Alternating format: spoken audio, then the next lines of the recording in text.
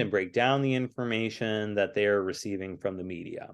If you do have kids, talk to them about the shows that they're watching and maybe even watch some of the shows with them. You can start to understand what values, beliefs, and behaviors they're picking up from the media. And also in terms of advertising, letting them know why something was persuasive and how that persuasion works. One of the big theories that aligns with media literacy is that of agenda setting theory. The media may not tell us what to think, but they'll certainly tell us what to think about. If you were to go to your favorite news website, there's a reason why certain stories are at the top. And that's a great example of agenda setting theory. Someone in charge has to pick what stories are making these headlines. Someone is deciding what is going on the cover of a magazine, but also the words that are going and the order that they're going. So this is something that I do. I do this like on a regular basis, on a daily basis. I am thinking about what is the top story going to be for our website, for the WSKG.org website. It's our news, our total website, and we have our top stories right on the front page, and I update that on a daily basis. And what I'm looking at, I mean, coming from like public radio, is I'm trying to find what are the biggest stories that are going to be of most interest to our listeners, to our readers.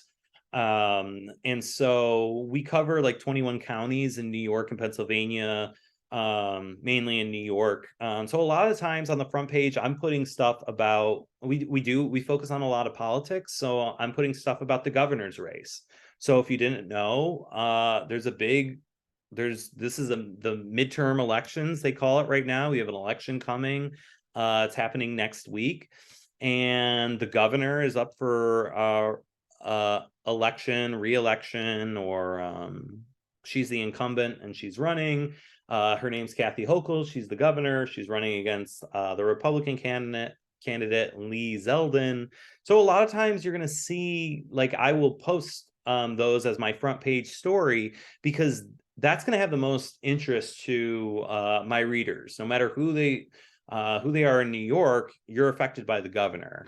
Besides that, we cover Congress, we cover state Senate, we cover assembly. So we have other stories that I like to put on there too. I also like to incorporate different things. I'm a big political guy. I like our news website being about politics, but it doesn't always have to be like that. I have a health reporter, I have an education reporter, and so sometimes I will mix it up and I will put some of their stories as our front page story. Sometimes I'm even looking at the artwork, the pictures. If I have a good picture, like we had a story just today. What is today? Wednesday, I think it was today.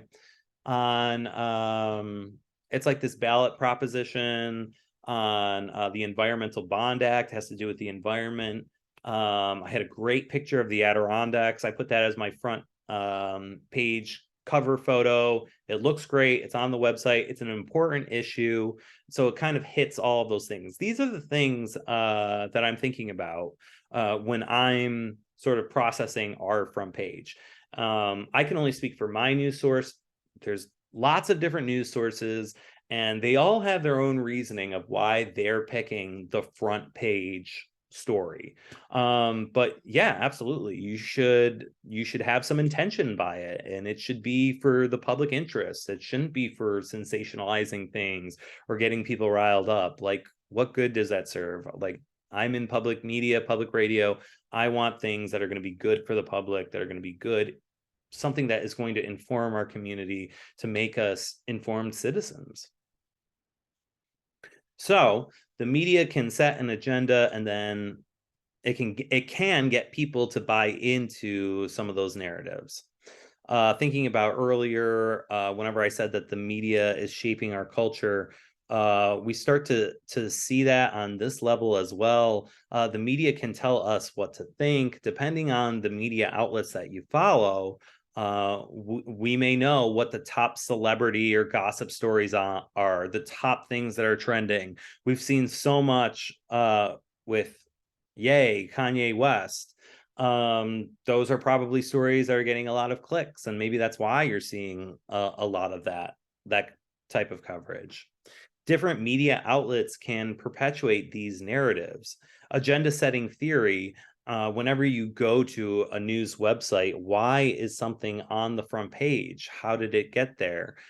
Be very critical and question that. So this is the media bias chart.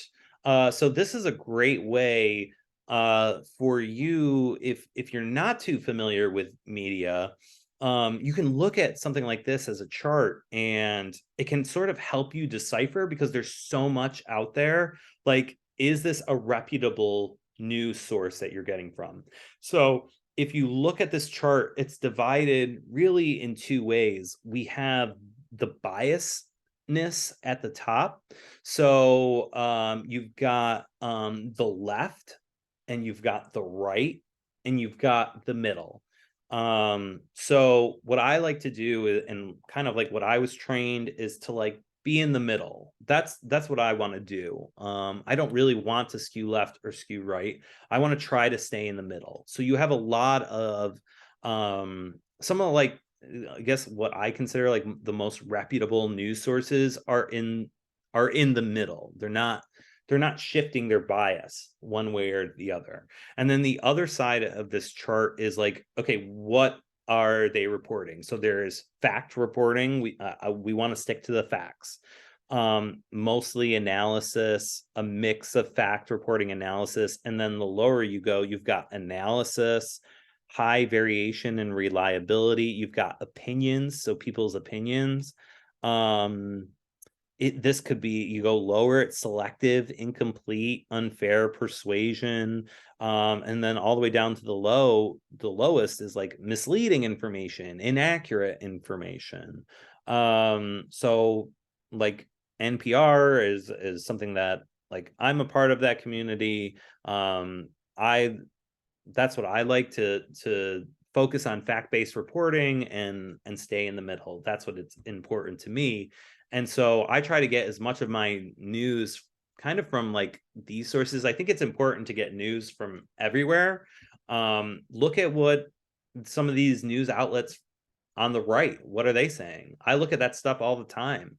And also on the left, I look at what these things are saying all the time. And then you've kind of got this middle fact-based reporting, which is really cool.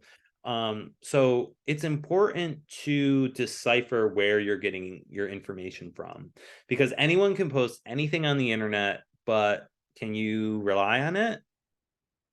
Things like this, like the media bias chart, can help you determine, okay, what kind of like news outlets should I follow, and or do I want to follow, and how reliable are they? So this is a really cool resource that I always try to give out to students, and I've included a link to sort of like the interactive website in this unit. And then if you go on that website, there's also an option to look at the static chart. And so that's like kind of like what you're looking at right now. But the interactive web page for this is really cool too. So I'd invite you to click on it, go through it. Lots of like links on there, way more sources on there for you to go through. Media bias chart. It's an interactive website, different news sources and how they are biased. It's really important for us to question and critically assess where information is coming from, but also how it's biased. So that's all I got. I'm really looking forward to seeing your first activities that you're going to be doing, where you're talking about a commercial that you pick out. I think that's going to be a fun activity. Please let me know if you have any questions, and I will talk to you all again soon. Thanks. Bye.